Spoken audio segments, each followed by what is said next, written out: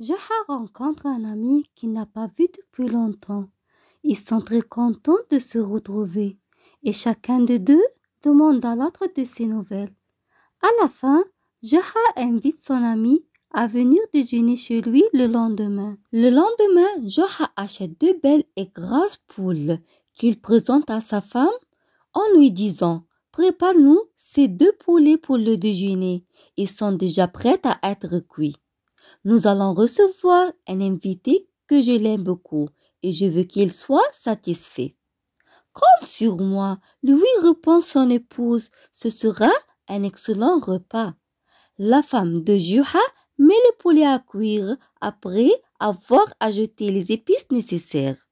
Bientôt, une bonne odeur remplit la cuisine.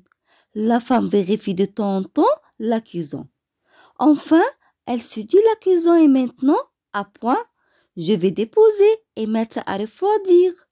Pendant ce temps, la bonne odeur des poulets épicés continue à parfumer les lieux. L'épouse de Joha la sent et cela lui ouvre l'appétit. Je vais, se dit-elle, goûter. Si c'est bon, au juste un petit morceau. Comme cela, j'ajouterai des épices si c'est nécessaire. Elle découpe un morceau de chair d'un des deux poulets et le mange. C'est bon, se dit-elle. C'est même très bon. Mais je demande si l'autre poulet est aussi bien cuit. Pour le savoir, elle découpe un morceau du deuxième poulet et l'avale avec plaisir. Le poulet est bien cuit de ce côté, se dit-elle encore. Mais je me demande si l'autre côté est aussi bien réussi. Elle se le demande et décide de donner une réponse. Pour cela, elle retourne le poulet et arrache un morceau qu'elle porte une nouvelle fois à la bouche. « Mon Dieu !» s'écrie-t-elle alors. « Voilà un poulet que je ne peux plus poser tel qu'il est. Il lui manque une partie sur chacune des deux faces. Je n'ai plus qu'à le manger entièrement. Je donnerai le deuxième à mon mari et à son ami. Il leur suffira largement. » Aussitôt dit, aussitôt fait. La femme de Joha avale toute la chair d'un poulet. Malgré cela, elle a toujours faim. Elle hésite, ne sait plus que faire. Elle a bien envie de manger l'autre poulet, mais elle a peur de son mari qui va sûrement se fâcher. De toute façon, se dit-elle à la fin, Joha criera et se fâchera pour le poulet manquant. Que je laisse le deuxième poulet ou que je le mange, cela ne changera rien à la colère de Joha. C'est ce qu'elle fait.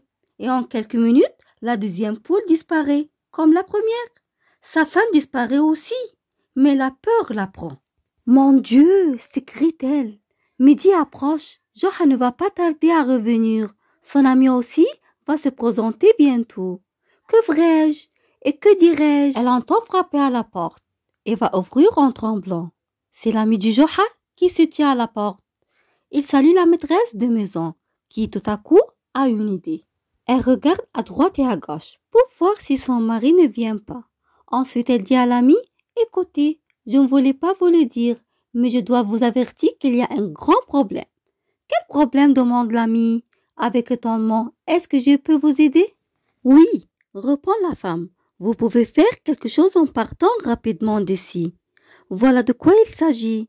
Mon mari a de temps en temps de crises de folie. On lui a conseillé pour guérir de manger des oreilles d'homme. Et je sais qu'il ne vous invite que pour vous arracher les oreilles. » À ces mots, l'ami se met à courir pour s'éloigner de la maison du fou. Au même moment, Joha arrive. Il demande à sa femme, « Mais pourquoi mon ami court-il ainsi ?»« Je crois qu'il est devenu fou, » dit-elle. Il est entré dans la cuisine après les deux poules et s'est sauvé. Je n'ai pas pu l'en empêcher. En entendant dire que son ami lui a pris les deux poules cuites, Joha se lance à sa poursuite en lui criant de loin. « Arrête, tu m'entends? Reviens! Qu'est-ce que tu veux que je mange moi? Donne-moi à l'une des deux. » À ces mots, son ami se retourne et lui crie, tout en continuant à courir. « Si tu m'attrapes, tu peux prendre les deux, mais tu ne mourras pas. Elles sont à moi et je veux les garder. » Et il continue à courir en se frottant de temps en temps les oreilles pour s'assurer qu'elles sont toujours bien en place.